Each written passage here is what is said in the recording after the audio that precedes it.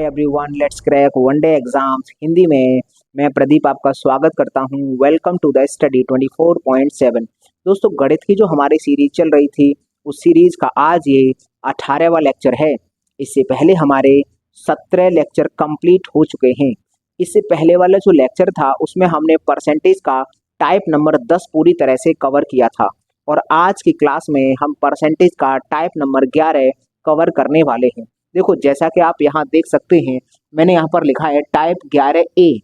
इस ए का क्या मतलब है? ए का मतलब ये है कि टाइप 11 के बहुत सारे सवाल हैं, तो उन सभी सवालों को एक क्लास में करना संभव नहीं है, इसलिए टाइप 11A हमने यहाँ पर लिखा है। इसका मतलब है कि टाइप 11B भी क्लास आएगी। अब इस क्लास में हम क्या समझ लेंगे?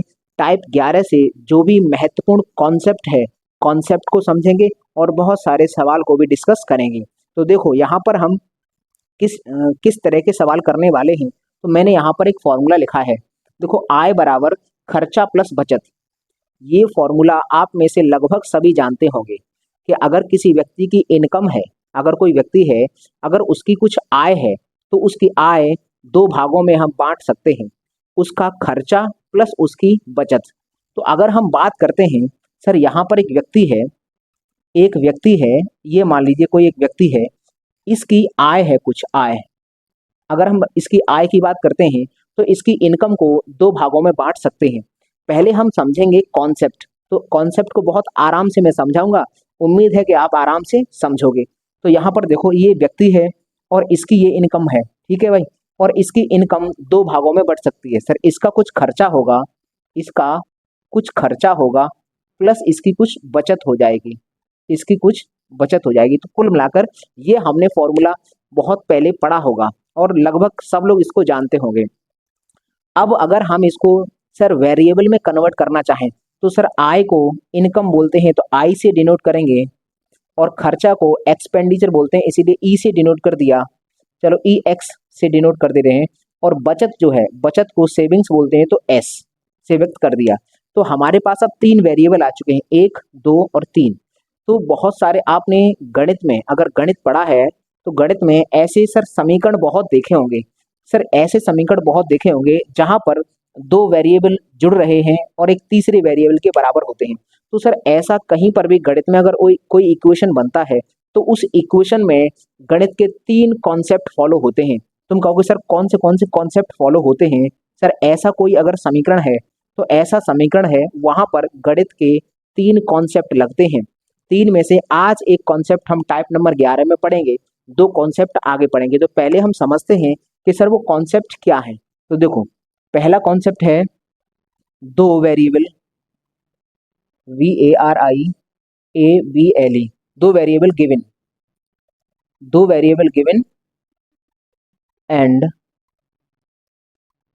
Other, OTHER, other variable, VARIBLE, asked, ASKED। कुल मिलाकर ये है कि एक वेरिएबल पूछा होगा तो दो वेरिएबल की वैल्यू हम देंगे। सवाल यहाँ से कैसे बनेगा? ऐसे बनेगा जैसे मान लो बोल देगा कि एक व्यक्ति की इनकम 10% बढ़ जाती है तथा उसका खर्चा 5% बढ़ जाता है, तो बताइए उसकी सेविंग कितनी परसेंट बढ़ेगी। या फिर ऐसे बोलेगा कि किसी व्यक्ति ने अपना खर्चा 15% बढ़ा लिया है तथा अपना बचत 15% बढ़ा ली है तथा उसने अपना खर्चा 10% कम कर लिया है, तो बताइए आय में क्या परिवर्तन किया होगा।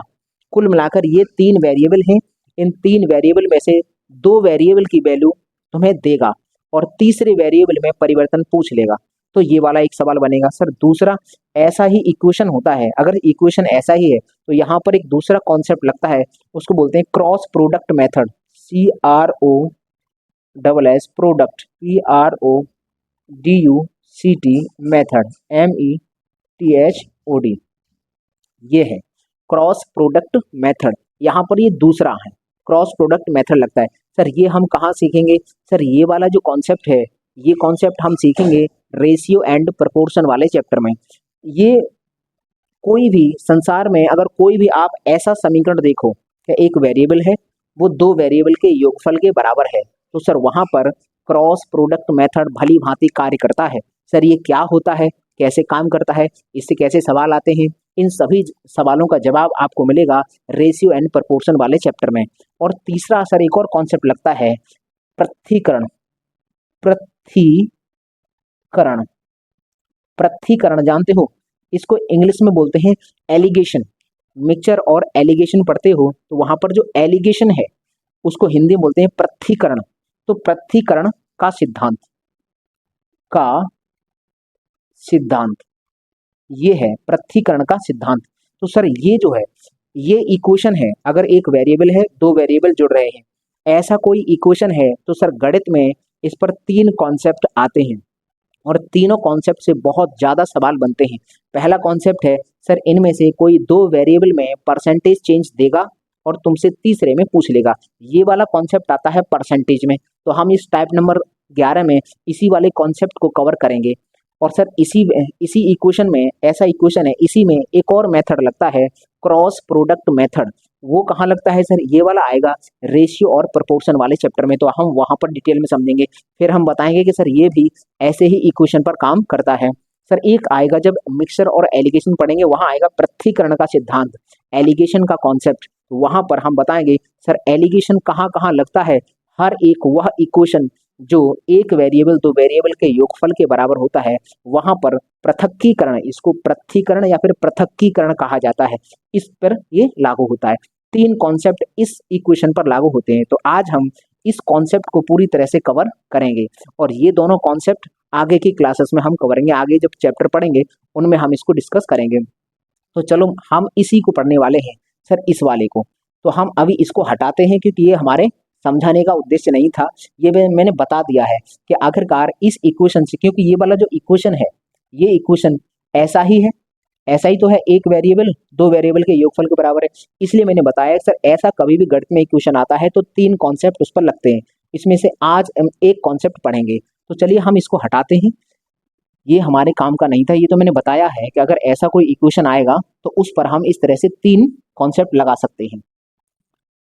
अब हम यहाँ से मेन उद्देश्य क्या है हमारा सर, इस टाइप में ये जो नोट पॉइंट मैंने लिखा है, अगर इस नोट पॉइंट को आप भली भांति समझ गए, इस नोट पॉइंट में लिखी हुई भाषा को अगर गणित में कन्वर्ट करना सीख गए, तो ये वाला जो टाइप नंबर 11 है वो बहुत आसानी से आप सीख जाओगे। लेकिन हमें यहाँ सीखना है केवल एक बात, क्या कि सर ये जो हिंदी में लाइन लिखी है सर, इस लाइन को गणित में बदलना सिखा दो। गणित में हम बदलना सिखाएंगे, उसके बाद हम आराम से सवाल को डिस्कस करेंगे। तो देखो ये जो लाइन है ये क्या है, एक व्यक्ति अपनी आय का X% खर्च करता है, X% खर्च करता है, या फिर ऐसी लाइन आएगी, एक व्यक्ति अपनी आय का Y% बचाता है। ये दो तरह की लाइन आ सकती है। इन दोनों लाइनों में से कोई एक लाइन आएगी, तो सर उस लाइन का गणित में हम क्या अर्थ निकाल सकते हैं, और अगर ऐसा दे दिया है तो सर हम उससे क्या समझकर क्या डेटा लिख सकते हैं, हमें यही सीखना है यहाँ पर। पहले हम इसको सीखते हैं, उसके बाद हम बहुत सारे क्वेश्चंस करेंगे। देखो तो हमने ये जो रेखा है ना, आय का X% खर्च करता है, हमने इसको दो भागों में बांटा है। तुम कहोगे सर क्यों बांटा है, क्योंकि ये जो X की वैल्यू है, X का वैल्यू है मतलब परसेंटेज में जो वैल्यू आएगी वो एक साधारण संख्या हो सकती है। जैसे मान लो कि परसेंटेज में ये वैल्यू आई है, ये एक साधारण % है। साधारण में उसे कहता हूँ जिसमें कोई भी पॉइंट दशमलव का चिन्ह नहीं होता है, या फिर हम बोले मिक्स फ्रैक्शन नहीं होता है। साधारण मतलब पूर्णांक संख्या। अगर ये वाला परसेंटेज है, अगर किसी पूर्णांक संख्या में देगा तब हम इसका अर्थ निकाल कर कुछ निकालेंगे, और अगर यही परसेंटेज थोड़ा सा मिक्स फ्रैक्शन में दे देगा, थोड़ा सा खतरनाक, इसकी अपेक्षा तो ये थोड़ा ही डेंजरस ही लग रहा है तुम्हें। तो अगर इस तरह से देगा, अगर इस तरह से 37.5% इस तरह से देगा थोड़ा सा परसेंटेज, तो फिर हम अलग टाइप से अर्थ निकालेंगे और उससे डेटा भी अलग टाइप से निकालते हैं। तो चलिए हम देखते हैं सर इसका क्या अर्थ है। इसका अर्थ हम समझते हैं गणित में क्या निकाल सकते हैं। अगर कहीं लिखा है आय का 10% खर्च करता है, तो हम बात करते हैं 10%। बताओ ये 10% है क्या, आय का 10% खर्च करता है, तो ये है क्या, ये किसका परसेंटेज है, खर्च का परसेंटेज है। हम कहें ये खर्च का परसेंटेज है, खर्च का, ये खर्च का प्रतिशत है। ये मत लिखो ना तो तुम अभी कंफ्यूजन हो जाओगे। ये जो परसेंटेज है ये परसेंटेज है खर्च का, इतना परसेंट खर्च कर रहा है ना, तो हम यहाँ लिखेंगे खर्च। ये आ गया, ये परसेंटेज था खर्च का, तो हमने लिखा। सर इसका अगर हम चाहें तो फ्रैक्शन बना सकते हैं, लेकिन फ्रैक्शन से अभी नहीं जाऊंगा, फ्रैक्शन से मैं यहाँ जाऊंगा। तो ये सर 10% खर्च करता है। अब हमें समझ में आया कि सर अगर अगर मान लीजिए, अगर हम मानते हैं सर यहाँ पर ये डेटा देता है, तो यहाँ से 3 बातें हम लिख सकते हैं। लिखेंगे, देखो यहाँ से पहला लिखेंगे आय, आय, और यहाँ लिखेंगे खर्च, खर्च, और यहाँ लिखेंगे बचत। ये हमने लिख दिया। तो ये जो लाइन लिखी होगी सर, हिंदी में ये लाइन लिख कर आएगी। इस लाइन की सहायता से आय, खर्चा और बचत, आय, खर्च और बचत के बीच में अनुपात हम निकाल सकते हैं बहुत आसान तरीके से। अगर x के स्थान पर साधारण परसेंटेज है, तो हमेशा आय को अपनी तरफ से मान लो, अपनी तरफ से हमेशा इनकम मानी जाएगी। तो हम मानते हैं, देखो परसेंटेज का सवाल होता है, तो परसेंटेज के सवाल में यदि हमें किसी चीज को मानना पड़े तो हम 100 मानकर चलते हैं। सर इससे फायदा क्या हो जाता है? फायदा ये हो जाता है कि जब उसका परसेंटेज निकाला जाएगा तो एक्स्ट्रा कैलकुलेशन नहीं करनी पड़ेगी। क्यों? क्योंकि सर 100 का जितना भी परसेंट निकाला जाता है उसी संख्या के बराबर होता है। जैसे अगर हम आपसे बोल दें कि सर 100 का 25% बताओ तो 25 ही होगा, 100 का 30% बताओ तो 30 ही होगा, 100 का 75% बताओ तो 75 ही होगा। तो कुल मिलाकर एक्स्ट्रा हमें कैलकुलेशन करने की आवश्यकता नहीं पड़ती है। अगर हम किसी संख्या को 100 मान लेंगे तो परसेंटेज के सवालों में 100 मानकर चलते हैं। तो हम इसकी आय मानते हैं कि सर इसकी जो आय होगी वो होगी 100 आय है। तो इसका खर्च कितना कर दिया है? खर्च कर दिया है 10%। तो सर 100 का 10% 10 होगा, तो इसका मतलब 10 रुपए इसने खर्च कर दिए। 100 टोटल था और 10 रुपए इसने खर्च कर दिए। तो सर बचाया कितना होगा? तो बचा 100 में से 10 खर्च कर देगा तो 90 बचाएगा, 90 इसने बचाए होंगे। अगर हम चाहते हैं तो सर इनका अनुपात निकाल सकते हैं। एक जीरो हम यहाँ से भी काट देंगे, यहाँ से भी काट देंगे, यहाँ से। क्यों? क्योंकि कुल मिलाकर अगर देखा जाएगा तो ये अनुपात ही निकलता है। तीनों में अनुपात, आय, खर्च और बचत में अनुपात निकल आता है। बस याद रहे खर्च और बचत जोड़ने के बाद आय के बराबर होना चाहिए। तो हमने कहा सर ये अनुपात निकल के आया 10:1:9, ये हमारे पास निकल आया। अगर हम एक काम करें, सर ये जो है ना 10 और ये 1 और 1 9 है, हम अगर इसके पीछे अपनी तरफ से कुछ जीरो बढ़ाना चाहते हैं तो क्या बढ़ा सकते हैं? बिल्कुल बढ़ा सकते हैं। अगर हम ये चाहते हैं कि सर हम इसके पीछे 2 जीरो अपनी तरफ से बढ़ाना चाहते हैं, तो बढ़ा लो भाई। 2 जीरो यहाँ बढ़ा रहे हो तो 2 जीरो यहाँ पर भी बढ़ा लेना, और 2 जीरो फिर यहाँ पर भी बढ़ा लेना, योगुन। तो कुल मिलाकर ये बना सर, या तो आय, खर्च और बचत का अनुपात ये होगा, या फिर ये हम लिख सकते हैं, या फिर हम केवल सिंगल लिखा रहने देंगे, केवल हम ये लिखा भी रहने देते हैं, केवल हम ये ऐसे भी लिखा रह सकते हैं कि 10 है और ये सर 1 है और 1 9 है। हम ऐसे भी छोड़ देंगे तो भी कोई प्रभाव नहीं पड़ेगा। अगर हमारी कैलकुलेशन इस पर की जाएगी तो जो आंसर निकलेगा वही आंसर इस कैलकुलेशन पर निकलेगा और वही आंसर इस कैलकुलेशन पर निकलेगा। तो हम इनमें से किसी भी एक कैलकुलेशन को उठाएंगे और आराम से उस पर अपना सवाल की गणना कर देंगे, तो उत्तर समान आता है, चाहे यहाँ से, चाहे यहाँ से, चाहे यहाँ से। अब हम देख लेंगे भाई साहब हमें कहाँ से सहूलियत हो रही है, कहाँ से परसेंटेज निकालना आसान है। अगर यहाँ से निकालना आसान होगा तो यहीं से कर देंगे, और इस स्टेज से होगा तो इस स्टेज, मतलब कि अगर हमें 1 जीरो लगाने की आवश्यकता पड़ेगी तो 1 जीरो लगा लेंगे, 2 जीरो की आवश्यकता पड़ेगी तो 2 जीरो लगा लेंगे, लेकिन लगाएंगे हम तीनों के पास। तो कुल मिलाकर ये जो लाइन थी, ये वाली लाइन, अगर यहाँ पर साधारण परसेंटेज है और ये लाइन है, तो इसका अर्थ है कि आय, खर्च और बचत का हम अनुपात निकाल सकते हैं। हमने निकाल के रख दिया। अब अगर हम बात करते हैं सर ये वाली की, कि अगर हम थोड़ा इधर जाते हैं, इधर अगर ये परसेंटेज है, परसेंटेज थोड़ा सा खतरनाक टाइप का है, इसकी अपेक्षा थोड़ा खतरनाक है। जैसे हम बोलते हैं सर यहाँ पर जो खर्च था वो खर्च कितना है? 37 सही 1/2% है। तो अब हम यहाँ 100 नहीं मानेंगे, क्योंकि 100 मान लेंगे तो फिर 37 से 1/2% वो बीच में आएगा, फिर काट पीट करनी पड़ेगी। तो एक काम करते हैं सर, इसका हमें फ्रैक्शन तो याद है, फ्रैक्शन कितना है ये हमने याद करवाया है तुम्हें, ये 3/8 होता है, 3/8 होता है। तो सर कोई भी परसेंटेज है, ये परसेंटेज किसका था? खर्च का था, कि खर्च हम 37.5% कर रहे थे। जिस चीज का परसेंटेज होता है वो कहाँ मिलता है? वो तो मिलेगा ऊपर। और जिस चीज में से मैंने परसेंटेज किया है, मतलब जिस चीज में से मैंने ये, जैसे मान लीजिए खर्च का परसेंटेज था, तो खर्च कहाँ मिलेगा? इस फ्रैक्शन में ऊपर मिलेगा खर्च। और ये खर्च किस चीज में से किया जाता है वो कहाँ मिलेगा? सर वो मिलेगा नीचे। यहां से भी हम समझ सकते थे कि देखो का किसके पीछे लगा है, का लगा है आय के पीछे। तो इस 37.5% का जब फ्रैक्शन निकालूंगा तो आय कहाँ मिलेगी, आय मिलेगी नीचे और खर्च मिलेगा ऊपर, ये खर्च मिलेगा ऊपर।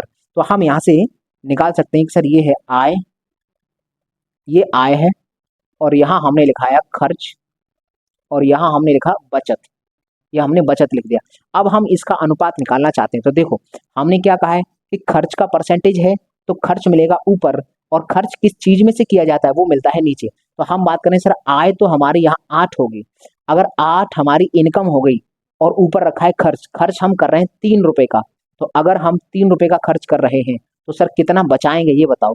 आय हमारी 8 रुपए है, 3 खर्च कर रहे हैं, तो इस बात की गारंटी है सर 5 रुपए की बचत करेंगे। तो अनुपात ये निकला, अनुपात ये निकल के आया। अगर मान लीजिए इस पर हमें कैलकुलेशन थोड़ी कठिन लगती है तो हम इनके पीछे अगर चाहें तो एक एक जीरो बढ़ा सकते हैं। जैसे मान लो कि सर 8 के पीछे हम एक जीरो बढ़ाना चाहते हैं, बढ़ा लो, तो फिर इधर भी बढ़ा लेना और यहाँ पर भी बढ़ा लेना, यहाँ पर भी बढ़ानी पड़ेगी क्योंकि बैलेंस करना होता है तीनों जगह पर। अगर तुम चाहते हो कि सर हम नहीं, हम इसके पीछे सर दो दो जीरो बढ़ाना चाहते हैं, तो दो दो जीरो बढ़ाना चाहते हो, 2 जीरो बढ़ा लो। देखो 8 के पीछे 2 जीरो लगाया, 3 के पीछे भी 2 जीरो लगाया, और 5 के पीछे भी हमने 2 जीरो लगा दिया। तो कुल मिलाकर अब अगर आपसे कैलकुलेशन करवाएगा तो या तो तुम इस पर गणना कर दो, इस रेशियो को लेकर आंसर निकाल दो, तब भी बिल्कुल सेम आएगा, या इस पर निकाल दो तब भी आंसर सेम आएगा, या फिर तुम इस पर निकाल दो तब भी आंसर तो सेम ही आएगा। ऐसा नहीं हो सकता कि तुमने इस पर गणना की है और उसकी अपेक्षा अगर इस पर गणना कर दी तो अलग उत्तर आएगा, उत्तर अलग नहीं आता। इन तीनों का मतलब सेम है, इन तीनों का ही अर्थ समान है। तो चाहे गणना इस पर करो, चाहे इस पर करो, चाहे इस पर करो, कोई प्रभाव नहीं पड़ता है। सेम उसी प्रकार से चाहे गणना इस पर करो, चाहे इस पर, चाहे इस पर, किसी प्रकार की दिक्कत नहीं होती है, उत्तर समान ही आता है। अब ये हम इस लाइन का अर्थ समझ में आ गया कि सर इस लाइन का अर्थ है कि अगर ये सवाल में कहीं देगा तो आय, खर्चा और बचत का मैं अनुपात निकाल सकता हूँ। अगर कहीं ये देगा तो आय, खर्चा, बचत का अनुपात निकाल सकता हूँ। अब मैं यहाँ पर एक तुमसे एक क्वेश्चन पूछता हूँ। जैसे मान लीजिए मैं क्वेश्चन तुम्हें दे रहा हूँ, एक व्यक्ति 20% खर्च करता है। अगर इतनी लाइन मुझे कहीं कहीं पर भी सवाल में इतना लिखा मिल गया तो सर इससे मैं क्या निकाल सकता हूँ, मैं निकाल सकता हूँ सर केवल इतनी बात से आय, और यहाँ खर्च और यहाँ बचत, इनके बीच में अनुपात निकाल सकता हूँ। तो हम कहेंगे सर 20% खर्च किया है तो सर 20 तो यहाँ आएगा, आय हमेशा 100 मान के चलते हैं, 100 अगर आय होगी उसमें से 20 खर्च कर देगा तो फिर सर बचत कितनी करेगा, सर 80 की बचत कर लेगा, इसका मतलब आ गया अनुपात। और अगर तुम्हें अगर मान लीजिए कि आवश्यकता पड़ी है सर जीरो बढ़ाने की, तो तुम बढ़ाना चाहते हो तो तुम यहाँ एक जीरो बढ़ा लो, एक जीरो फिर यहाँ पर भी बढ़ा लेना, एक जीरो यहाँ पर भी बढ़ा लेना। तो अगर परसेंटेज थोड़ा सा ऐसा है कि सर 2 जीरो हो पीछे तो आसानी से कैलकुलेशन हो जाएगी, तो हम एक एक जीरो बढ़ा भी सकते हैं, चाहे यहाँ कैलकुलेशन करो चाहे यहाँ करो, कोई प्रभाव नहीं पड़ता है। एक सवाल और हमको बताइए यहाँ पर कि एक व्यक्ति 33 सही 1/3% बचाता है। एक क्वेश्चन हम ये पूछ रहे हैं, तो ये कहीं है अगर लाइन लिखी है सर एक व्यक्ति 33 सही 1/3% बचा लेता है, तो सर इसका अर्थ निकाल सकते हैं गणित में। बिल्कुल सर, गणित में हम इसकी सहायता से आय, खर्चा और बचत का अनुपात निकाल सकते हैं। तो हम लिखेंगे यहाँ पर पहले तो ये लिखेंगे कि सर 33 सही 1/3% है, इसका फ्रैक्शन होता कितना है, 1/3 होता है। तो एक बार बताओ ये जो परसेंटेज है ये किस चीज का है, बचत का है। तो कुल मिलाकर ये बचत का है, हम कहेंगे सर ये बचत है। बचत कितनी है, 33 सही 1/3%। तो जिसका ये परसेंटेज होता है वो कहाँ मिलता है, सर वो मिलता है ऊपर। और नीचे कि आखिरकार ये बचत किस में से की है, तो बचत करते हैं हम इनकम में से करते हैं। तो हम यहाँ लिखेंगे सर यहाँ आय, और यहाँ लिखेंगे बचत, और यहाँ लिखेंगे खर्चा या खर्चा। तो अब हम बात करते हैं सर इनकम को हम मान के चलेंगे नीचे हमेशा इनकम मिलती है 3 रुपए, और उसमें से बचाया कितना है, 1 रुपया हमने बचा लिया है। तो खर्च कितने किए होंगे, खर्च किए होंगे फिर 2 रुपए। और अगर कैलकुलेशन इस पर थोड़ी सी कठिन लगे तुम्हें तो इनके पीछे अपनी सहूलियत के हिसाब से जीरो बढ़ा लेंगे। अगर हम चाहते हैं 2 जीरो बढ़ाना तो हम इसको ऐसे कर सकते हैं सर इसको 300 लिख सकते हैं, इसको 100 लिख सकते हैं और इसको 200 लिख सकते हैं। अगर सवाल सॉल्व करने के लिए तुम्हें लगेगा सर 1, 2 और 3 इन पर अगर लूंगा मैं, काम इस पर करूंगा तो शायद कठिन कैलकुलेशन हो जाए, तो एक एक या दो दो जीरो बढ़ा लो अपने हिसाब से, आराम से इस पर कैलकुलेशन कर देंगे। तो अभी हमने क्या समझा है, अभी हमने केवल इतना समझा है कि सर ये हिंदी में लाइन लिखकर आएगी, इस लाइन का गणित में क्या अर्थ निकाल सकता हूँ। सर इस लाइन की सहायता से आय, खर्च और बचत का अनुपात मैं आराम से निकाल सकता हूँ। सर इस लाइन की सहायता से आय, खर्च और बचत का अनुपात आराम से निकाल सकता हूँ। लेकिन मैं ये भी सीखा हूँ, साधारण परसेंटेज होगा तो बहुत आसानी से बहुत जल्दी मैं निकाल दूंगा इनका रेशियो, और थोड़ा सा डेंजरस होगा, मिक्स फ्रैक्शन में होगा तो सर उसमें थोड़ा एक्स्ट्रा दिमाग लगाना पड़ता है। बस इसका मुझे फ्रैक्शन याद होना चाहिए, और फ्रैक्शन जितने मैंने बताए थे 6 फ्रैक्शन, केवल उतने ही याद करना, एक्स्ट्रा कुछ मत याद करना। तो ये इसका फ्रैक्शन निकाल लेंगे और उस फ्रैक्शन की सहायता से आय, खर्च और बचत का अनुपात हम निकाल लेंगे। तो अब हम चलो आगे सवाल सीखते हैं कि सर आखिरकार दो आय और खर्च में अगर चेंज दूंगा तो बचत में क्या परिवर्तन होगा। इस तरह से सवाल बहुत सारे आएंगे। तो चलिए आप पहले इसका स्क्रीनशॉट लीजिए, उसके बाद हम आगे के सवालों को डिस्कस करते हैं। तो चलिए अब हम इन सवालों को देख लेते हैं।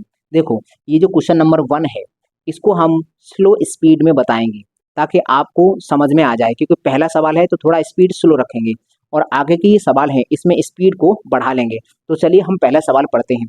एक व्यक्ति अपनी आय का 75% खर्च करता है। इस लाइन का अर्थ तो हम जानते हैं, अगर एक व्यक्ति ने अपनी इनकम का 75% खर्च कर दिया है तो इसका मतलब है सर 25% बचाया होगा। चलो सवाल हम करते हैं। ये लाइन है ना, इस लाइन का हम भली भांति अर्थ समझते हैं। हम यहाँ लिखते हैं सर यहाँ पर इनकम है, यहाँ पर इसका एक्सपेंडिचर आएगा और यहाँ पर इसकी सेविंग्स आएगी। हम बात करते हैं सर इसने, अब ये जो परसेंटेज है ये परसेंटेज बहुत आसान वाला है, साधारण वाला है, एक इंटीजर नंबर है, तो हम इसको 100 मान के चलेंगे। उसी अभी हम जो हमने सीखा है, तो हमने माना सर इनकम है 100 रुपए। अगर इनकम 100 रुपए है तो सर एक्सपेंडिचर कितना है 75%। तो एक्सपेंडिचर 75% है, तो 100 का अगर 75 निकालेंगे तो सर 75 ही निकल कर आएगा। अगर हम बात करते हैं सर अब यहाँ सेविंग कितनी हो जाएगी, तो 100 रुपए में से अगर 75 रुपए खर्च कर दिए तो सर हमारे पास 25 रुपए बचेंगे, 25 रुपए हमारे पास बचेंगे। अब हमसे और हमें क्या दिया है डेटा, यदि इसकी आय 20% बढ़ जाती है, ये जो इनकम है, ये इसको जो इनकम है ये बढ़ रही है, कितना 20% बढ़ रही है, इनकम 20% बढ़ रही है, तथा खर्च जो खर्च है 15% बढ़ रहा है। ये जो है ये भी सर 15% बढ़ रहा है, 15% इसमें भी वृद्धि हो रही है। तो हमको पूछा क्या है, हमें सर पूछा है कि सेविंग्स में कितने परसेंट की वृद्धि होगी। अगर ऐसी वृद्धि हो जाएगी, इस तरह से वृद्धि हो जाएगी, तो यहाँ पर कितने परसेंट की वृद्धि हो जाएगी, यही हमसे पूछ लिया है। तो अब हम इसको समझते हैं कि सर देखो, अगर हम 100% का, ये जो 100 है इसका 20% निकालें तो कितना आएगा हमारे पास, 20 रुपये आएगा। इसका मतलब 20 रुपये हमें, हमारी जो इनकम होगी 20 रुपये बढ़ गई होगी। खर्चे की बात करें सर, खर्चा कितना बढ़ गया होगा, तो हम 75 का 15% निकालते हैं, 15% कितना होगा, तो हम मल्टीप्लाई कर दें। देखो 25 से 3 बार कटेगा, 25 से ये 4 बार कटेगा, और ये 45 बन जाएगा, 45/4। तो अगर भाग लगाओगे तो 11 चौक 44 होता है, तो 11.25 होगा, भाग लगाना 11.25 बार जाएगा। इतने रुपए ये बढ़ा लेगा अपना खर्चा। अगर इतना इसने खर्चा बढ़ाया है, इतना इसने खर्चा बढ़ा लिया है, और इनकम इसकी इतनी बड़ी थी। अब एक बात बताओ, हम यहाँ पर आप सिर्फ कहते हैं कि हमने आपको 20 रुपये एक्स्ट्रा दिए, तो उस 20 रुपये में से 11 रुपये तुमने खर्च कर दिए। अब तुम्हारे पास कितना बचा है, 8.75 रुपया इतना बचा है। अब तुम इतने रुपए का क्या करोगे, ये तुम्हारी सेविंग्स जो थी इसमें ही तो जोड़ोगे। तो कुल मिलाकर सर 20 रुपया हमारे पास एक्स्ट्रा हमको मिला था, तो उसमें से 11.25 रुपये हमने खर्च कर दिया। तो सर हमारे पास इसके अलावा बचा कितना है, अब यहाँ होगा 8.75 रुपीज़। इतने की हम वृद्धि करेंगे, इतने की वृद्धि हम करेंगे, किस में करेंगे सर, सेविंग में। इतने रुपए को हम सेविंग वाले खाते में डाल देंगे। तो कुल मिलाकर हमें यही तो पूछा है कि सर 25 थी पहले सेविंग, तो कितनी प्रतिशत बढ़ जाएगी, तो सर बढ़ानी पड़ेगी 8.75, इतनी बढ़ानी होगी। और कहाँ से बढ़ानी होगी सर, 25 से। तो हम इसका परसेंटेज निकालते हैं सर, कितना निकल के आएगा। तो देखो 25 से बढ़ानी है तो 25 तो अपॉन में आएगा, और कितनी बढ़ानी है 8.75, 8.75 गुणा कर देंगे 100 का, और परसेंटेज का लगाएंगे चिन्ह। तो हम जानते हैं सर, देखो ये तो जीरो है, इनसे ये पॉइंट खत्म हो जाएगा, तो ये हो गया 875 और 25 का भाग लगाएंगे तो देखो 25 तिया 75, तो 125 12 बचेगा तो 125 हो जाएगा। अब हम ऐसे भी समझ सकते हैं सर 25 तिया 75 3 बार जा रहा है और ऑप्शन में सर तीन पहले एक ही ऑप्शन के शुरुआत में 3 आ रहा है, बाकी के इसके 2 है, इसके 5 है, इसके 4 है। तो सर हमें गारंटी की बात है ये 35 बार कटेगा। 25 तिया 75, 12 बचेगा तो 125 बन जाएगा, 25 पंजे 125। तो इस सवाल का जो जवाब होगा 35% सॉल्व करके निकलेगा। इस सवाल का जवाब हुआ ऑप्शन नंबर 1। ये सवाल पहला था तो हमने आसान तरीके से बताया और स्लो बताया। मैं एक बार और इसको बता देता हूँ। देखो 20 रुपये बढ़ा था, अगर हम आपको 20 रुपये एक्स्ट्रा दें, हम कहते हैं लो भाई 20 रुपये एक्स्ट्रा, और तुमने उन 20 में से क्या किया है, 20 में से 11.25 का कुछ खा लिया, अब तुम्हारे पास अभी भी 8.75 रुपया बचा होगा। अब तुम कहोगे सर इसका क्या करें, हमने खर्च करना था, हमने एक्स्ट्रा एक्स्ट्रा खर्च करना था वो हमने कर लिया, एक्स्ट्रा हमको पैसा मिला था तो ये हमने एक्स्ट्रा खर्च में डाल दिया, और बाकी का 8.75 ये जो हमारी सेविंग्स में हम बढ़ा देंगे। तो इतना ही तो हमने बढ़ाया है, कितने से बढ़ाया है, 25 से, तो कितने परसेंट बढ़ गया यही हमें निकालना था। 25 से बढ़ा है इसलिए नीचे इतना बढ़ाना होगा इसके ऊपर और मल्टीप्लाई 100% का चिन्ह, आंसर आ चुका है। अगला हम क्वेश्चन करते हैं क्वेश्चन नंबर 2।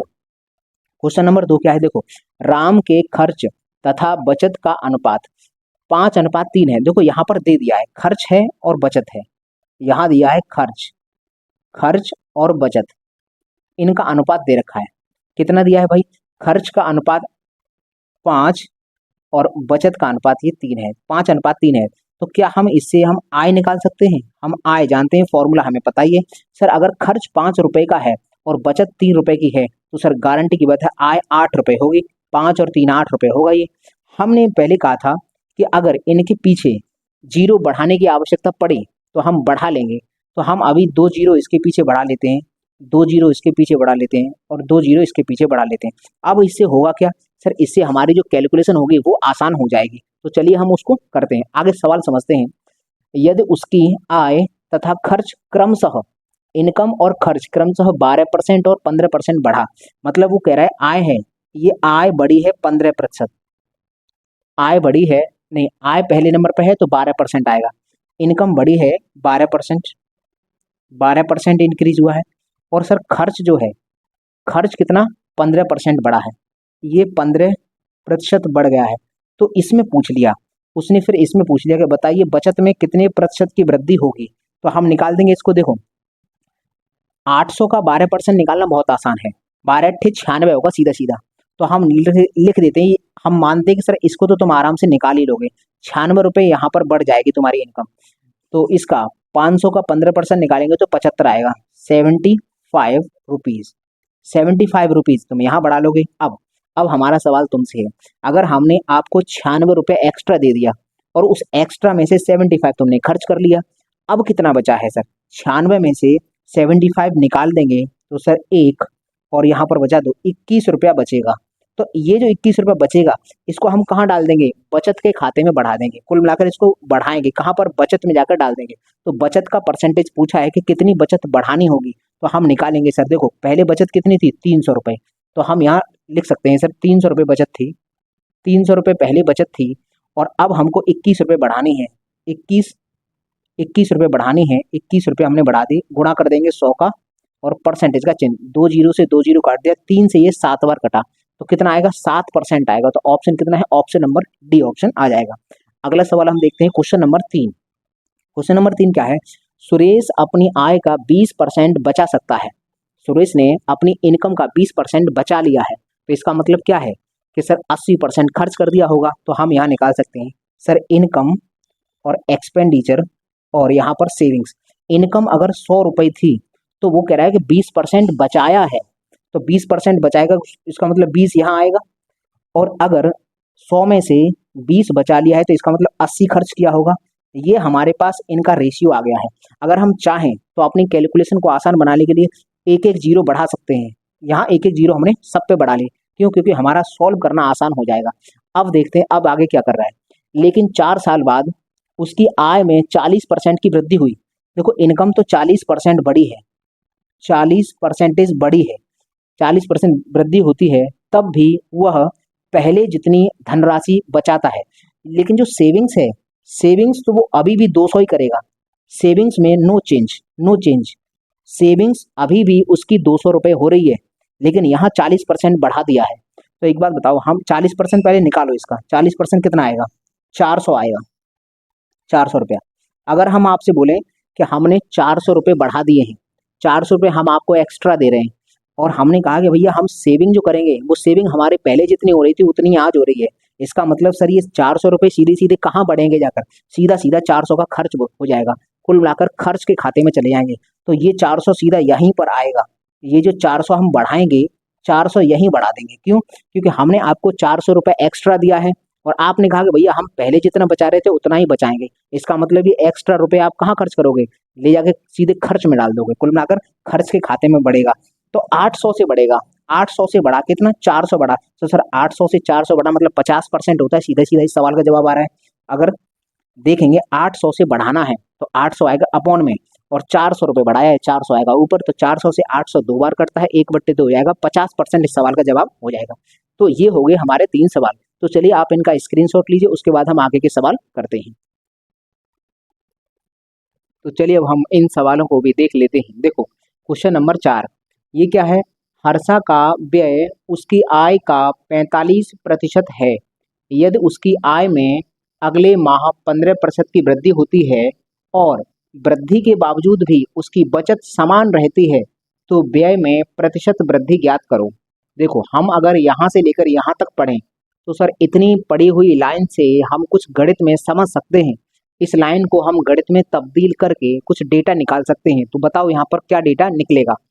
तो हमें पता है कि सर हर्षा का व्यय उसकी आय का 45% है, तो हम यहाँ पर देखो इनकम मानेंगे, और यहाँ हम एक्सपेंडिचर मानेंगे, यहाँ हम सेविंग मानेंगे। अभी 45% है तो ये एक इंटीजर नंबर है, इंटीजर नंबर है तो इनकम को हम 100 मान लेंगे। अब 100 में से 45%, 45% खर्च कर देता है, व्यय कर देता है व्यय। तो एक्सपेंडिचर 45% है, तो 100 का 45% 45 होगा। इतना हमने खर्च कर दिया। तो 100 में से अगर 45 खर्च कर देंगे तो सर 55 रुपये बचेगा। तो यहाँ पर जो बचेगा वो होगा 55 रुपये। ये हमने निकाला है सर, ये 55 रुपये बचेगा उसके पास। ठीक है, अब आगे बढ़ते हैं। वो कह रहा है कि आय में अगले माह 15% की वृद्धि होती है, इनकम उसकी 15% बढ़ जाती है। ये जो इनकम है इसमें वृद्धि होती है 15% की वृद्धि, और वृद्धि के बावजूद, ये जो इनकम में वृद्धि हो गई है उसके बावजूद भी उसकी बचत समान रहती है। मतलब ये जो बचत है ना, ये बचत सेविंग, इसमें हमने नो चेंज, नो CHANG, इसमें कोई परिवर्तन नहीं किया। बचत ना तो हमने बढ़ाई ना कम की, पहले जितनी बचत हो रही है उतनी आज है। तो अब हम यहाँ से एक बात समझेंगे कि अब उसने पूछा कि एक्सपेंडिचर, एक्सपेंडिचर में प्रतिशत वृद्धि, जो खर्चा होगा इसमें परसेंटेज वृद्धि कितनी होगी। देखो अगर हम बात करें सर यहाँ पर इसमें परसेंटेज वृद्धि कितनी होगी, यही हमको सवाल में पूछा है।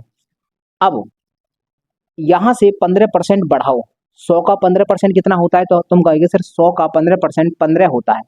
इसका मतलब है कि 15 रुपये अगर उसकी इनकम बढ़ी है, लेकिन इधर हम ले जा नहीं सकते हैं, इस 15 को यहाँ नहीं ले जा सकते। क्यों? क्योंकि इसने पहले ही बोल दिया है कि खर्चा, उसका जो सेविंग थी, सेविंग समान रह रही है, समान है हमेशा।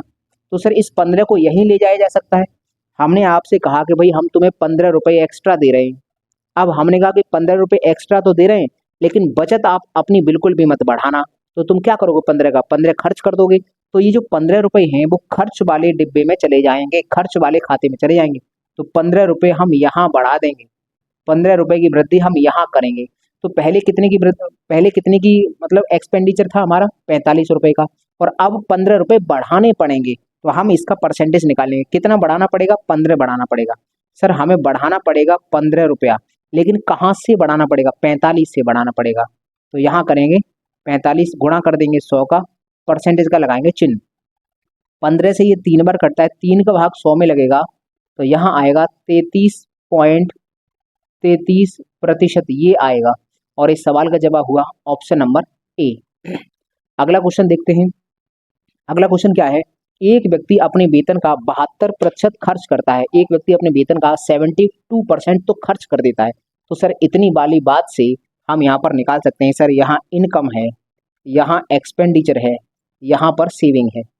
72% उसने खर्च कर दिया। इसका मतलब ये है कि अगर इनकम अगर 100 रुपये थी तो 72% खर्च कर दिया, मतलब 72 रुपये खर्च कर दिए। बचाया कितना होगा फिर उसने? उसने बचाया होगा 28 रुपये, इतना उसने बचा लिया होगा। ये हमने निकाल लिया कि 28 रुपये की उसने बचत कर ली होगी। अब अगर ये आगे पढ़ें तो सवाल कह रहा है कि प्रति माह 5,740 रुपये की बचत करता है। तो मतलब बचत की वैल्यू दे दी, इस 28 की वैल्यू दे दी आपको, कितना है? 5,740 रुपये। 5,740 रुपये इसने दे दिया कि सर 28 की वैल्यू ये है। तो अगर हम उसकी इनकम निकालना चाहें तो 100 की वैल्यू निकालनी पड़ेगी। तो सर 100 की वैल्यू देखो हम डायरेक्ट निकालते हैं। सर 100 की वैल्यू निकालेंगे, देखो अगर मेरी दिव्यास्त्र वाली क्लास देखी होंगी दो, तो उन क्लासेस में मैंने कैलकुलेशन बताई थी। 28 यूनिट का मान इतना है तो 100 यूनिट का मान डायरेक्ट निकालना, यूनिटरी मेथड मैंने आपको बताया था। तो हम लिखेंगे 5740, 28 पे भाग में आ जाता है और गुणा कर देते हैं 100 का। अगर किसी को ये समझ में ना आए कि ये मैंने कैसे कर दिया, तो दिव्यास्त्र वाली क्लास जाकर देखो पीछे। तो ये हो गया सर, ये तो आ गई उसकी इनकम, इनकम आ गई। अब ये देखना, एक व्यक्ति अपने वेतन का 72% खर्च कर देता है और प्रति माह 5,740 रुपये की बचत करता है। ये एक महीने में अगर 100 रुपये कमाता है, 72 रुपये खर्च करता है, 28 रुपये बचा लेता है, ये प्रति माह का सिस्टम है। तो उसका वेतन जो होगा वो प्रति महीने, एक महीने का वेतन आ गया, एक महीने का इतना वेतन आ गया। अब उसने पूछा क्या है, तो उसके वार्षिक वेतन का 10% ज्ञात करो। उसके वार्षिक वेतन का, सर ये वाला जो है ये तो सर एक महीने का वेतन निकला है। वार्षिक वेतन बताना है तो 12 महीनों का बताना है, तो 12 का गुणा करना पड़ेगा। तो हम इसमें कर लेते हैं 12 का गुणा। क्यों? क्योंकि हमें वार्षिक वेतन बताना है, तो ये हो गया 12 का गुणा, ये हो गया वार्षिक वेतन। और वार्षिक वेतन का भी कितना बताना है? 10% बताना है। तो भाई साहब ये सवाल बड़ा घुमाने का प्रयास किया उसने। 10%, इसका भी 10%, तो 10/100। अब हम इसको सॉल्व करेंगे, जो भी उत्तर निकलेगा, देखो इससे हमने ये काट दिया। अब हम बात करते हैं और क्या कर सकता है सर। 4 से काट लें, 4 से ये 3 बार कटा, 4 से ये 7 बार कट गया, 7 से इसको काटते हैं, 7 से हम इसको काटेंगे, 7 8 56 होता है, 1 बचा, 7 दूनी 14 और ये 820 बार कट गया। सर 820 का गुणा इस 3 में कर देंगे, एक जीरो लगा देंगे लास्ट में, तो 3 दूनी 6, 8 तिया 24, एक ये वाली जीरो, एक ये वाली जीरो, तो कुल मिलाकर ये आ गया 24,600 रुपये आ गया। 24,600, तो कहाँ पर है भाई 24,600? ऑप्शन नंबर बी है। तो इस सवाल का जवाब हुआ ऑप्शन नंबर बी। अब हम आगे सवाल करते हैं सर, आगे क्वेश्चन नंबर 6। क्वेश्चन नंबर 6 क्या है? भूषण की मासिक आय, उसकी महीने की आय कितनी है? 45,000 रुपये है, तथा उसका मासिक खर्च 33,000 रुपये है। केवल इतनी, यहाँ तक हमने पढ़ा सवाल और हमने पढ़ लिया। क्या सर? इनकम यहाँ होगा, उसका एक्सपेंडिचर यहाँ होगा और सेविंग्स यहाँ होगी। तो उसकी आय दे दी 45,000 रुपये, मतलब ये दिया है 45,000 है, और उसका खर्च है 33,000, 33,000 खर्च है, 33,000 खर्च है। तो एक बात बताइए, 45,000 रुपये हमने इनकम थी, 33,000 खर्च है, तो इसको इसमें से माइनस कर लो, कितना बचा? 12,000 रुपये। 12,000 रुपये सेविंग होगी हमारी। अब इस सवाल में वो क्या कह रहा है कि उसकी आय जो है 22% बढ़ जाती है, इनकम जो है ये बढ़ी 22%, ये बढ़ गई 22%, 22% ये बढ़ गई, ठीक है। और आय में 22% की वृद्धि होती है, जबकि उसके मासिक खर्च में 11%, ये जो मासिक खर्च है ये 11% बढ़ा है, 11% बढ़ गया है, 11% बढ़ गया है। तो उसकी नई मासिक बचत बताओ। अच्छा, यहाँ पर नई मासिक बचत पूछ रहा है, नई टोटल बचत पूछ रहा है, तो हम एक काम करेंगे, नई मासिक बचत पूछ रहा है तो हम इसका 22% निकालेंगे, 45,000 का 22% निकाल के यहाँ रखेंगे और 33,000 का 11% निकाल के यहाँ रखेंगे। फिर यहाँ देखेंगे, चलो हम निकालते हैं, चलो सवाल निकाल ही लेते हैं। 45 इधर कर लेते हैं, 45,000 इसका निकालेंगे सर 22%, 22/100 करेंगे, 2 जीरो से 2 जीरो कट जाएंगे, तो 45, 22 का गुणा इधर कर देंगे, तो 22 पंजे कितना होता है? 110, 110 जीरो आगे, हासिल आगे 11, तो 22 चौक 88 होता है, 88 और एक 89 और 99 आ गया, और एक ये जीरो आ गई, तो इतना आ चुका है 9900। तो 22% हमने निकाला, तो ये तो आ गया है 9900। 33,000 का 11% निकालेंगे तो सर 33,000 मल्टीप्लाई बाई 11/100 कर देंगे, तो इसका ये कट गया। अच्छा एक जीरो और है, एक जीरो और है भाई साहब, एक जीरो गुणा 11, तो दो जीरो कट गई, दो जीरो ये कट जाएंगे तो बचेगा कितना, 11×3 = 33, इधर लिखते हैं 11×3 = 33 की 3 हासिल 3, 11×3 = 3 36, ये है जीरो, 3,630, 3,630 रुपया हमने इधर डाल देंगे। अब एक बात बताओ, हमने इनकम बढ़ाई है 9,900 रुपये, इनकम बढ़ी है 9,900 और हमने खर्चे में डाल दिया है 3,630, तो कितना रुपया हम बचत में बढ़ा देंगे। तो देखो इसमें से इसको माइनस कर दो, माइनस करना तो जरा इधर माइनस करेंगे, जीरो में से जीरो गया तो जीरो आया, यहाँ बचा 10, 10 में से कितना 3 गया तो 7 बचा, अब यहाँ रह गया 8, 8 में से 6 गया तो 2 बचा है, और ये 9 में से 3 गया तो 6 बचा है। कुल मिलाकर 6,270 रुपये हम यहाँ बढ़ा देंगे, 6,270 यहाँ बढ़ा देंगे। तो सर अब टोटल सेविंग कितनी होगी, तो 12,000 ये और 6,270 ये, तो 18,270 होगा। कुल मिलाकर इन दोनों को जोड़ देंगे तभी तो टोटल निकल के आ पाएगी, तो 18,270 रुपए की बचत होगी, टोटल इसने बचत पूछी है। आ गया भाई, सवाल का जवाब हो गया हमारा ऑप्शन नंबर ए। अब देखो अगर इस सवाल में यहाँ परसेंटेज में वैल्यू पूछता, परसेंटेज में, तो मैं इन वैल्यू पर काम ही नहीं करता, परसेंटेज में पूछता तो मेरा पास एक और तरीका है, मैं इन वैल्यूज को लेता ही नहीं।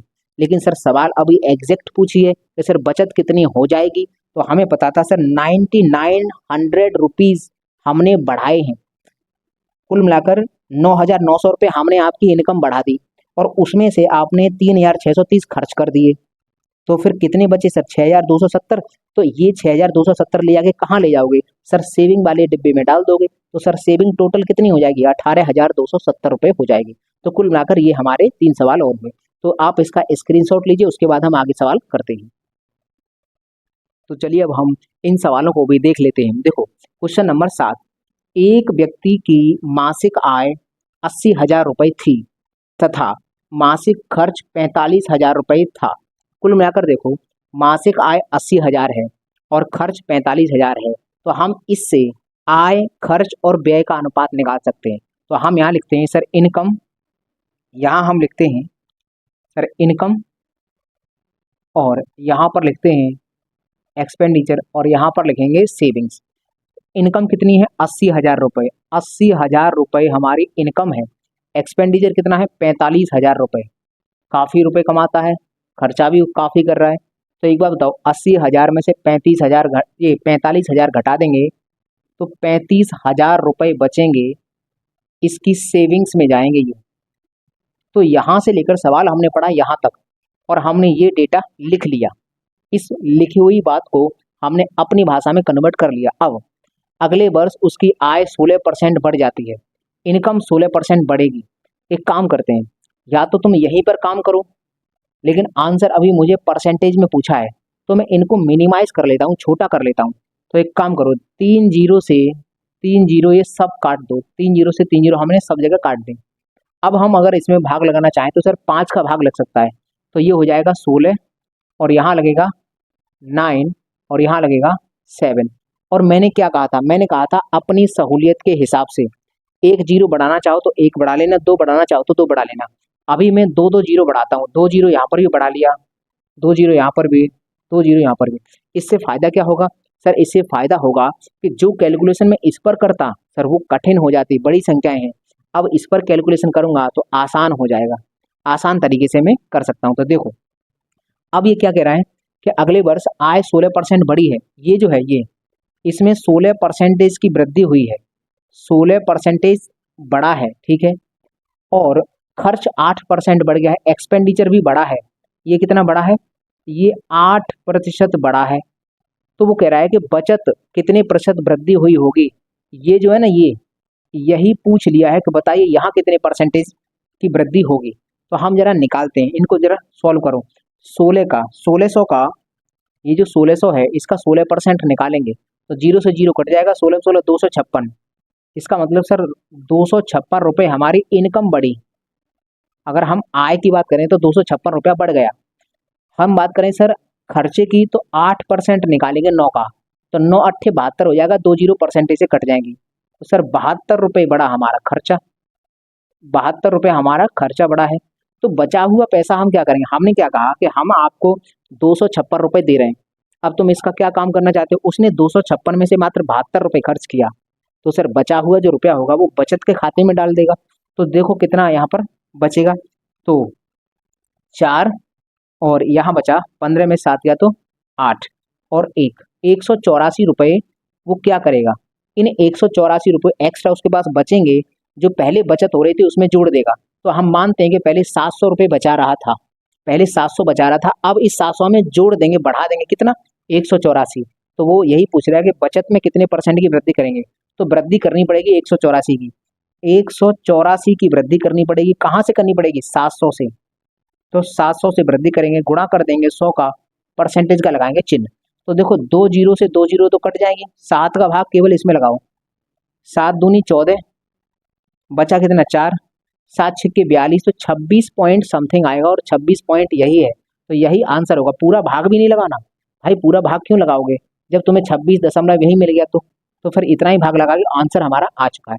अब हमारा ये क्वेश्चन नंबर 7 हो गया। चलो 8वां देखते हैं। देखो 8वां क्वेश्चन क्या है, एक व्यक्ति की मासिक आय 12,000 रुपये थी, इनकम 12,000 है, मासिक व्यय खर्चा 8,000 रुपये है, उसके अगले वर्ष 10% की वृद्धि हुई, और उसकी ये आय में वृद्धि हो गई 10% और खर्चा बढ़ गया है 8%। तो उसकी बचत में कितने परसेंट वृद्धि होगी। बिल्कुल सेम ऐसा ही सवाल है, तो थोड़ा मैं स्पीड में कर रहा हूँ। तो हम बात करते हैं सर, यहाँ पर इनकम, यहाँ पर एक्सपेंडिचर और यहाँ सेविंग्स। इनकम है 12,000 रुपये, 12,000। सर यहाँ पर खर्चा है उसका 8,000 रुपये, और सर सेविंग्स कितनी होगी, तो 4,000 रुपये की सेविंग्स होगी। तो आप एक काम करते हैं, इसको छोटा कर लेते हैं, 3 जीरो है, 3 जीरो आराम से सब जगह से काट लेते हैं।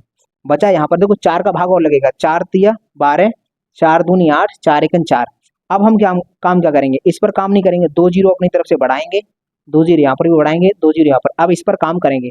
अब वो क्या कह रहा है, इनकम है 10% बढ़ी है, ये 10% बढ़ा है, तो 300 का 10% निकालेंगे तो कितना आएगा, 30 आएगा। 30 रुपया यहाँ बढ़ गया, इनकम 30 रुपये बढ़ी है, और व्यय 8% बढ़ा है, एक्सपेंडिचर बढ़ गया है 8% बढ़ा है। तो 8 दूनी 16, 16 रुपये ये बढ़ा होगा। तो 30 रुपये हमने इनकम आपकी बढ़ाई है, और आपने खर्चा उसमें से 16 का किया है, तो बचा हुआ 14 रुपये कहाँ ले जाओगे, बचा हुआ 14 रुपये सेविंग में डाल देंगे। तो सर यहाँ पर जो है ना, वो 14 रुपये की वृद्धि हो गई, इसी का परसेंटेज पूछा है। तो सर 14 की वृद्धि हुई है, 14 की वृद्धि हुई है, कहाँ से हुई है सर, 100 से। देखो 100 से जितनी वृद्धि होती है उतना ही परसेंटेज होता है, तो सर 14% सीधा सीधा उत्तर आ रहा है। 100 से वृद्धि देखी जाती है, बट्टे में लिख लो, चलो 100 से हुई है, गुणा कर देंगे 100 का, परसेंटेज का चिन्ह, जीरो से जीरो कट गया, 14%, आंसर ऑप्शन नंबर बी। अब ये जो 9वां सवाल है बिल्कुल सेम ऐसा ही है। क्या है, ये है अन्विता की मासिक आय 28,500 है, मासिक खर्च 22,500 है, अगले वर्ष उसकी आय 16% बढ़ी है, व्यय 10% बढ़ा है, 10% की वृद्धि हुई है, तो बचत में प्रतिशत वृद्धि बताओ। बिल्कुल सेम ऐसा ही है, इसकी इनकम और एक्सपेंडिचर और इसकी सेविंग्स रख लेना, काट के छोटा कर लेना, फिर 2 जीरो बढ़ा लेना, आराम से सवाल को कर सकते हैं। देखो हर एक सवाल एग्जाम में आया हुआ है, अभी तक तुमने देखा होगा हर एक सवाल किसी न किसी एग्जाम में आया हुआ है, और लेटेस्ट एग्जाम में देखो 2023 के हैं, ये एसएससी सीजीएल 19 2023 में आया है, ये एसएससी सीजीएल 21/7/2023, ये हर एक सवाल कहीं ना कहीं एग्जाम में आया हुआ है। तो चलिए आप इसका स्क्रीनशॉट लीजिए, उसके बाद हम आगे सवाल करते हैं। तो चलिए अब हम इन सवालों को भी देख लेते हैं। क्वेश्चन नंबर 10, ए अपनी आय का 18% बचाता है, यदि उसकी आय में 41% वृद्धि होती है और फिर भी वह उतनी ही धनराशि बचा पाता है, तो उसके व्यय में प्रतिशत वृद्धि ज्ञात करो। देखो हम उसकी आय में कितने परसेंट की बचत देखते हैं, 18% की। तो सर यहाँ से लेके यहाँ तक की जो लाइन है, इस लाइन की सहायता से हम कुछ डेटा निकाल सकते हैं, हमने ये बहुत बार किया है। अब हम डायरेक्ट करेंगे, देखो इनकम यहाँ पर रखेंगे, एक्सपेंडिचर और यहाँ पर रखेंगे उसकी सेविंग। इनकम अगर हम मानते हैं सर 100 रुपये है, 100 रुपये इनकम है, तो सर बचत कितनी हो रही है, बचत है 18 रुपये, मतलब सेविंग दी है। 100 का 18% निकालेंगे तो 18 ही निकल के आएगा। और एक्सपेंडिचर अगर हम निकालेंगे तो कितना होगा सर, 100 रुपये में से 18 की बचत करते हो, तो सर यहाँ पर जो एक्सपेंडिचर होगा वो 82 रुपये होगा, एक्सपेंडिचर 82 रुपये निकल के आएगा। अब यहाँ पर कुछ वृद्धि दे रखा है। वृद्धि क्या है? 41% वृद्धि होती है उसकी आय में। जो इनकम है वो 41% इंक्रीज हुई है, 41% इंक्रीज है आय में, इतने की वृद्धि हुई है। और बचत ये कह रहा है कि उतनी ही धनराशि बचाता है। ये सवाल में देखो, उतनी ही धनराशि बचा पाता है। इसका अर्थ क्या है? पहले जितनी बचा रहा था उतनी ही आज बचाता है। तो सर इसमें किसी प्रकार की वृद्धि उसने की नहीं है, इसमें वृद्धि नहीं की है। तो हम यहाँ देखते हैं सर 41% बचाता है, तो यहाँ पर अगर बात करेंगे सर कितना हो जाएगा? 100 का 41%, 41 निकल के आएगा। अब 41 रुपये एक्स्ट्रा उसकी इनकम हो जाएगी। 41 रुपये इधर तो जाने नहीं है क्योंकि बचत बराबर रखनी है, तो 41 रुपये मैं यहाँ ला नहीं सकता हूँ, केवल यहाँ लेकर जाऊंगा। इसका मतलब ऐसा करो, 41 रुपये का खर्चा और कर लो, खर्चा जो होगा उसमें 41 रुपये और बढ़ा लो। तो 82 पहले था, अब उसमें 41 और बढ़ा देंगे, तो हम यहाँ से डायरेक्ट निकालेंगे सर हम बढ़ा कितने रहे हैं? 41 बढ़ा रहे हैं। कितने पर बढ़ा रहे हैं? 82 पर। तो 82 नीचे आ जाएगा, गुणा कर देंगे 100 का परसेंटेज का चिन्ह। देखो 41 से ये कटेगा 2 बार, 2 से ये कटेगा 50 बार, तो 50% इस सवाल का जवाब आएगा। आंसर आ गया ऑप्शन नंबर सी। अगला क्वेश्चन, क्वेश्चन नंबर 11। रमन अपनी आय का 50% खर्च करता है। देखो यहाँ से लेके यहाँ तक पढ़ो, केवल यहाँ तक खर्च करता है। तो इतनी बात से हम निकाल सकते हैं उसकी सर इनकम, एक्सपेंडिचर और सेविंग के बीच में अनुपात। अगर अपनी आय का 50% खर्च करता है, इसका मतलब अगर आय 100 रुपये थी तो उसमें से 50 रुपये वो खर्च कर देता है, तो फिर बचत कितनी की कर रहा होगा? 50 रुपये की बचत कर रहा होगा। अब उसने यहाँ पर कुछ इंक्रीज दिया है, उसने कहा है कि इनकम, उसकी जो आय है, उसकी आय में 10% की वृद्धि हो गई, तो ये जो इनकम है, इनकम 10% बढ़ जाएगी। इनकम 10% बढ़ गई और व्यय में भी 10% की वृद्धि हुई। जो खर्चा है ये भी 10% बढ़ा है, 10% ये भी बढ़ गया है। तो हमें क्या पूछ लिया? हमें पूछ लिया सर ये वाला, ये जो सेविंग्स है इसमें कितने परसेंट की वृद्धि करेंगे, बस यही बताइए। यहाँ पर ये जो परसेंटेज आएगा यहाँ पर कितने परसेंट आएगा? तो हम यहाँ से सॉल्व करते हैं सवाल को। देखो 100 का 10% निकालेंगे तो 10 आएगा, 10 रुपये हमारी इनकम बढ़ी। 50 का 10% निकालेंगे तो 5 रुपये बढ़ा, मतलब हमारी इनकम जो थी वो 10 रुपये बढ़ी है और उसमें से 5 रुपये हमने खर्च कर दिए हैं, तो सर 5 रुपये बचाए होंगे। तो यहाँ पर हम देख सकते हैं 50 रुपये पर 5 रुपये और बढ़ाने पड़ेंगे। पहले 50 रुपये की बचत हो रही थी, अब हमने क्या किया कि 10 रुपये हमने आपको एक्स्ट्रा दिए, उसमें से उस 10 में से आपने 5 तो खर्च कर दिए, अब जो 5 बचे हैं वो हम सेविंग में जाकर जोड़ देंगे। तो कुल मिलाकर सर एक्स्ट्रा हमारी सेविंग इतनी करनी पड़ेगी। तो कहाँ से करी है हमने? साफ दिख रहा है सर, 50 से 5 बढ़ा, ये भी तो 50 से 5 था तो 10% है, तो इस सवाल का जवाब तो 10% होगा। अब तुम्हें निकालना है तो निकाल लो, 5 बढ़ानी पड़ेगी, 5 बढ़ानी पड़ेगी। कहाँ से? इस 50 से, 50 से बढ़ानी पड़ेगी, गुणा कर देंगे 100 का, परसेंटेज का लगाएंगे चिन्ह। तो 50 से ये 2 बार कटेगा, 5 दूनी 10%, आंसर आ गया। अगला क्वेश्चन देखते हैं 12। एक आदमी अपनी आय का 58% खर्च करता है। तो देखो यहाँ से लेकर हम केवल यहाँ तक लाइन पढ़ रहे हैं, यहाँ तक अपनी आय का 58% खर्च करता है, तो हम यहाँ लिखेंगे इनकम, यहाँ लिखेंगे एक्सपेंडिचर और यहाँ लिखेंगे सेविंग्स। अपनी आय का 58% खर्च किया है, इसका मतलब अगर आय 100 रुपये थी तो यहाँ पर 58 रुपये खर्च कर देगा, तो सर बचाएगा कितना? बचत कितनी करेगा? बचत करेगा 42 रुपये की बचत कर पाएगा वो। अब हम वो क्या कह रहा है, यदि उसकी आय में 30% की वृद्धि हो जाए, उसकी जो इनकम है ये 30% बढ़ जाए और व्यय में 25% की वृद्धि, इसमें 25% की वृद्धि करवा रहा है। तो देखो यहाँ से, अब यहाँ इतना ही मैं छोड़ता हूँ, इसके आगे तुम थोड़ी कैलकुलेशन करो भाई। हर सवाल में अगर कर दूंगा फिर आप भी तो कुछ करेंगे। तो एक काम करना, देखो 100 का 30% निकालना, 30 इधर आ जाएगा, 58 का 25% निकालना, कुछ वैल्यू यहाँ आ जाएगी, इसमें से इसको घटाना, फिर देख लेना जितना भी बचेगा उतना हमें सेविंग के डब्बे में डालना है। तो देख लेना भाई कितनी वृद्धि हो रही है, तो हम यहाँ से आराम से निकाल सकते हैं सर यहाँ पर। फिर हम चेक कर लेंगे कितना आ रहा होगा इस डिब्बे में, जितना भी वैल्यू आएगी। यहाँ देखो 30 निकल के आएगा, इसका काउंट करना, जो भी आएगा इसको सॉल्व करना, यहाँ आ जाएगा, इसमें से इसको घटाना, वो आ जाएगा यहाँ पर। फिर यहाँ पर जो भी वैल्यू होगी वो वैल्यू ऊपर रखना, बट्टे में आ जाएगा 42 और गुणा कर देना 100 का, परसेंटेज का चिन्ह। बस इस चीज को सॉल्व कर लेना, उत्तर आ जाएगा आपका। तो ये तुम्हारा काम है, इतना खुद सॉल्व करो, ठीक है भाई। अब हर सवाल मैं कर दूंगा, फिर तुम भी तो कुछ करोगे, कॉपी पेन लेकर बैठा करो, तभी तो मैं बोलता हूँ। अगला क्वेश्चन, 13वां क्वेश्चन। एक व्यक्ति की आय 95,000 रुपये है और उसका व्यय 75,000 रुपये है। तो हम देखो इसको भी लिख सकते हैं इनकम और एक्सपेंडिचर और सेविंग। 95,000 तो सर उसकी इनकम है और 75,000 रुपये उसका खर्चा है, तो सर 20,000 रुपये उसकी सेविंग होगी, 20,000 सेविंग होगी। अब इसमें कुछ वृद्धि की बात कर रहा है, तो उसकी आय बढ़ती है 18%, ये तो बढ़ता है 18%, ये 18% बढ़ता है और व्यय 12% बढ़ता है, ये जो है ना ये 12% बढ़ता है। तो इसमें कितनी वृद्धि होगी यही हमको पूछा है। तो अब ये सवाल भी तुम्हारे लिए है, इस सवाल को भी खुद करो। अब आगे कुछ नहीं बचा है सर, 18% इसका निकालना है। अब अगर तुम्हें लगे कि सर ये वैल्यू काफी बड़ी है, अगर वैल्यू बड़ी है तो छोटा कर सकते हो उसे, 3 जीरो से 3 जीरो इधर काट लेना, फिर 5 से और काट लेना, तो 19, 15 और 4 इस तरह से हो जाएगा, फिर दो दो जीरो बढ़ा लेना, आसान बन जाएगा थोड़ा सा। अगर तुम इसको सरल कर लोगे तो जीरो को काट कर इसको मिनिमाइज करके छोटा कर लोगे, फिर दो दो जीरो लास्ट में एक्स्ट्रा बढ़ा लेना, सवाल हो जाएगा। तो ये तुम्हारा काम है, इस सवाल का जवाब निकालना तुम्हारा काम है, और इस सवाल को भी सर पूरा हल करना तुम्हारा काम है, ठीक है भाई। तो इन दोनों का जो देखो, जितने सवाल में छोड़ दूंगा उनका उत्तर तुम्हें कहाँ मिलेगा, डिस्क्रिप्शन बॉक्स में नीचे मिलेगा। तो जैसे ये मैंने छोड़ दिया है, ये मैंने छोड़ दिया है, इसका आंसर फाइनल नहीं में किया, आधा आधा सॉल्व किया है, तो इसका आंसर मिलेगा डिस्क्रिप्शन बॉक्स में, ठीक है भाई। तो आप पहले इसका स्क्रीनशॉट लीजिए, उसके बाद हम आगे बढ़ते हैं।